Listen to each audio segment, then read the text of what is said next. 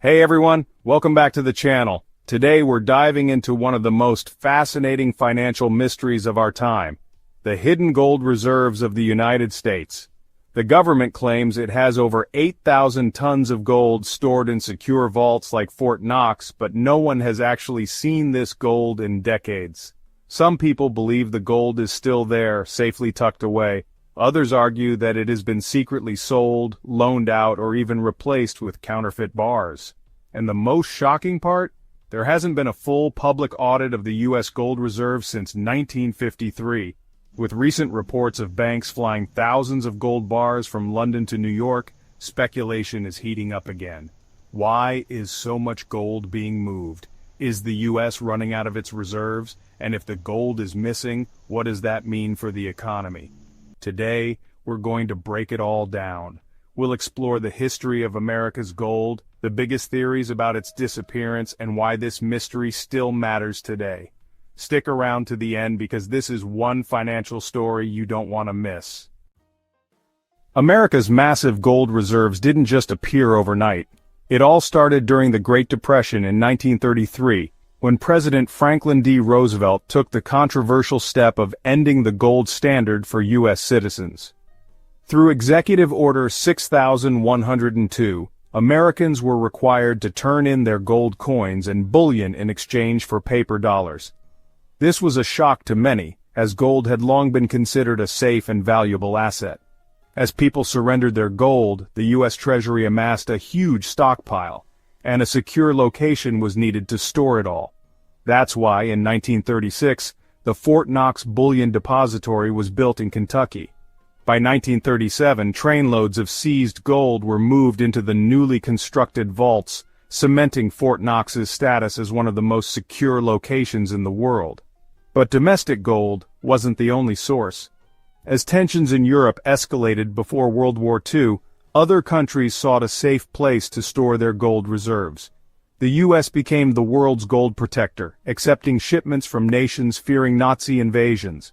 By 1941, America's gold reserves peaked, with Fort Knox alone holding over 20,000 metric tons.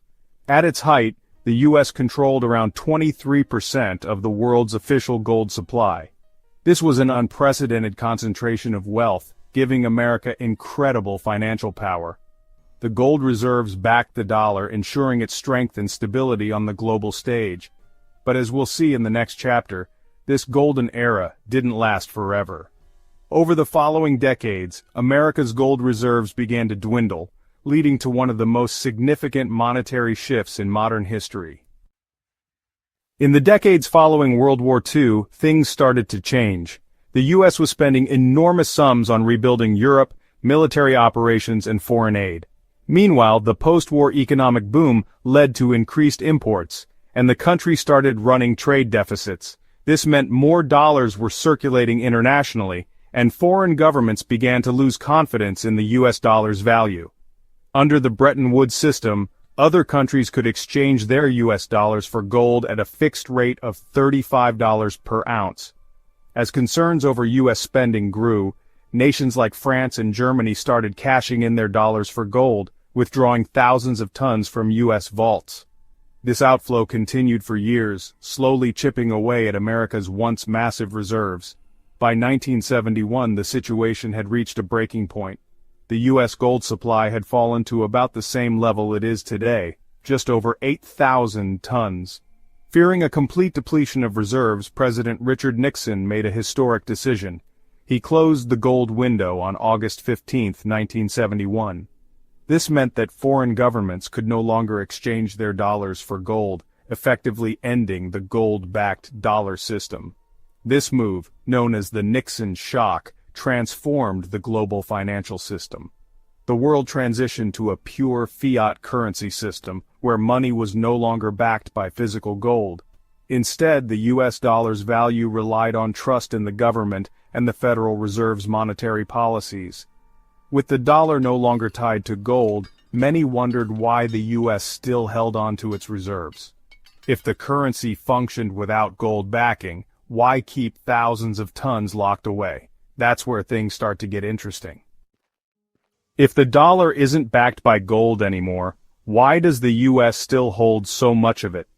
Officially, the answer is simple. Gold remains a hedge against economic instability. It serves as a backup in case of a financial crisis, giving the government a valuable asset to rely on if needed. However, there's something strange about how the U.S. values its gold.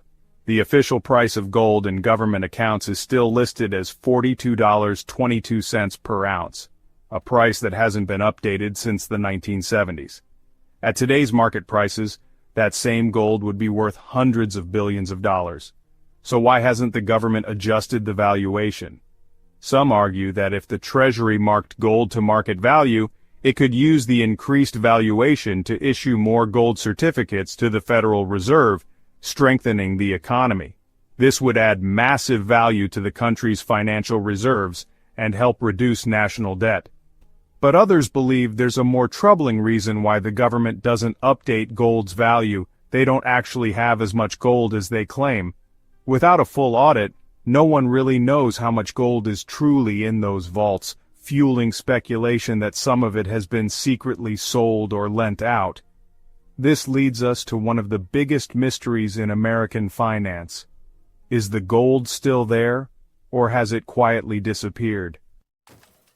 For decades, rumors have swirled about what might have happened to the U.S. gold reserves. Some believe the gold is still sitting safely in Fort Knox and other depositories, while others argue that a significant portion has been secretly sold, leased out, or even replaced with counterfeit bars. The lack of a full public audit fuels these suspicions, and over time, several compelling theories have emerged. One of the most popular theories suggests that a massive amount of Fort Knox gold was secretly removed in the 1960s and 1970s. According to some reports, President Lyndon B. Johnson may have authorized shipments of U.S. gold to London to help stabilize the global financial system. This would have been a desperate move to maintain the illusion that the U.S. dollar was still backed by gold, even as reserves were dwindling. If true, it would mean that a significant portion of Fort Knox's gold had already left the country decades ago. Another theory claims that while the gold is still inside Fort Knox, it doesn't actually belong to the United States. Historically, foreign countries have stored their gold in the U.S. for safekeeping, particularly during World War II and the Cold War. The idea is that much of what remains in Fort Knox actually belongs to European nations or other allies. If that's the case, the U.S. may have far less gold than it publicly claims. A third theory suggests that some of the gold in Fort Knox isn't real at all. Some speculate that a portion of the gold bars stored in U.S. vaults could be counterfeit, gold-plated tungsten bars that have the same weight and density as real gold, but are essentially worthless. This theory gained traction in 2009 when an unverified report claimed that China had received fake gold bars during a transaction. If counterfeit bars have entered the global market, it's not impossible that some might be sitting in Fort Knox as well. These theories might sound far-fetched, but they aren't without precedent. In the 1960s, the U.S. government engaged in a secretive gold swap program where it exchanged physical gold for foreign currencies or financial guarantees. Although these transactions were legal, they weren't widely publicized at the time, leading many to wonder just how much gold was quietly moved without the public's knowledge. Skeptics argue that even if some gold was moved or loaned out, it would have been recorded in government accounts. However, others point out that financial institutions often engage in gold leasing programs where gold is lent out but still listed as an asset on paper. This means that the official numbers might not reflect how much physical gold is actually in U.S. vaults. One of the biggest red flags for critics is the fact that the U.S. has not conducted a full bar-by-bar audit of its gold reserves in over 70 years. If the gold is truly there, why not prove it? The government claims that regular internal audits are conducted, but these are not made public, leaving room for doubt. The secrecy surrounding Fort Knox only makes things worse. Unlike other federal sites, Fort Knox is almost completely off-limits to visitors. Even members of Congress can't just walk in and inspect the gold. While officials say this is for security reasons, skeptics argue that it's simply a way to avoid scrutiny. Ultimately, whether the gold is missing, swapped, leased, or simply hidden behind bureaucratic red tape, the fact remains no one outside the government truly knows the real status of America's gold reserves. Until a full, independent audit is conducted, these theories will continue to thrive, keeping the mystery alive. If so many people are skeptical about the U.S. gold reserves, why hasn't the government just conducted a full audit to prove the gold is there? The answer is complicated, and past attempts at verification have been anything but convincing. The last so-called audit that the public remembers happened in 1974. After rumors spread that Fort Knox had been secretly emptied, the U.S. Treasury decided to put on a show. They invited about 100 congressmen, journalists, and officials to visit Fort Knox and take a look inside. What they saw was stacks of gold bars neatly piled in one of the vault rooms. A few lucky visitors were even allowed to hold the bars for photo ops. But here's the problem. This wasn't a real audit. The visit lasted only a few hours, only one vault was opened, and no one actually checked the serial numbers, weighed the bars, or tested their purity. It was essentially a PR stunt meant to silence doubters without offering any real proof. After that, a more systematic auditing program ran from 1975 to 1981. Over these years, the U.S. Treasury and General Accounting Office conducted periodic checks on portions of the gold, but even this wasn't a full-scale, bar-by-bar audit. The final report stated that about 80% of the gold had been verified, with only around 21% of the bars checked against serial number records. And then, nothing. After 1981, these inspections stopped, and the government has never released another comprehensive audit. In 2017, Treasury Secretary Steven Mnuchin made a brief visit to Fort Knox and famously tweeted, "Glad the gold is safe." But again, this wasn't a formal audit, just a short visit by a handful of government officials. So why hasn't the U.S. simply done a full public audit to put all these rumors to rest? That question leads us to the present day. The debate over America's gold reserves has resurfaced recently due to unusual activity in the global gold market. Reports have revealed that thousands of gold bars, worth billions of dollars, are being flown from London to New York by major banks like J.P. Morgan and HSBC. This has fueled speculation that the U.S. might be running low on its gold reserves. But financial experts argue there's a more practical explanation: gold arbitrage. Right now, gold prices are slightly higher in New York than they are in London, about $20 more per ounce. That difference might not seem like much, but when you're moving billions of dollars worth of gold, it adds up fast. Banks are taking advantage of this price gap by shipping gold across the Atlantic, selling it in the U.S. for a higher price, and pocketing the difference. There's also another reason banks are moving gold. They need to cover their short positions. In simple terms, some banks had bet that gold prices would remain stable, but due to geopolitical tensions and economic uncertainty, gold prices surged in New York. To avoid losing money, they're now rushing to physically move gold to settle their contracts. While this explains the recent movement of gold, it still doesn't answer the bigger question. Does the U.S. government actually have all the gold it claims? The secrecy surrounding Fort Knox, combined with the lack of a proper audit, keeps fueling suspicion. Even Elon Musk has jokingly suggested live streaming the inside of Fort Knox to put an end to the debate once and for all. But until an independent, transparent audit is conducted, the mystery will continue to grow. At the heart of this controversy lies one simple question. Why won't the government just prove the gold is there? If the U.S. Treasury and Federal Reserve have nothing to hide, a full audit should be an easy way to silence conspiracy theories. Some argue that the cost of an audit is too high or that it's unnecessary because government officials have already verified the gold. But let's be honest, does anyone really believe that in an era of widespread government mistrust, a vague statement from officials saying, "Trust us," is enough? Others suggest a more alarming possibility.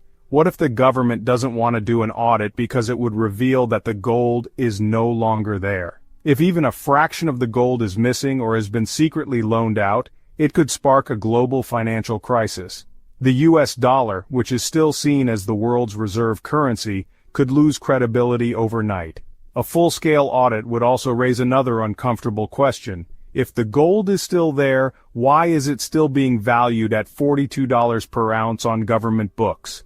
Updating it to market value would reveal hundreds of billions of dollars in untapped assets, something that could help reduce national debt. So why hasn't it been done? Whether the gold is missing or simply undervalued, the secrecy surrounding it raises more questions than answers. And in a world where trust in governments is at an all-time low, that's not a good look for the U.S. financial system. So where does that leave us? The U.S. claims to have over 8,000 tons of gold, but no one has truly seen or verified it in decades. Theories about missing gold, fake bars, and secret deals continue to spread because the government refuses to conduct a full, transparent audit. If the gold is still there, an audit would restore trust and confidence. If it's missing, well, that would be one of the biggest financial scandals in history. Either way, the fact that we don't know is a problem in itself.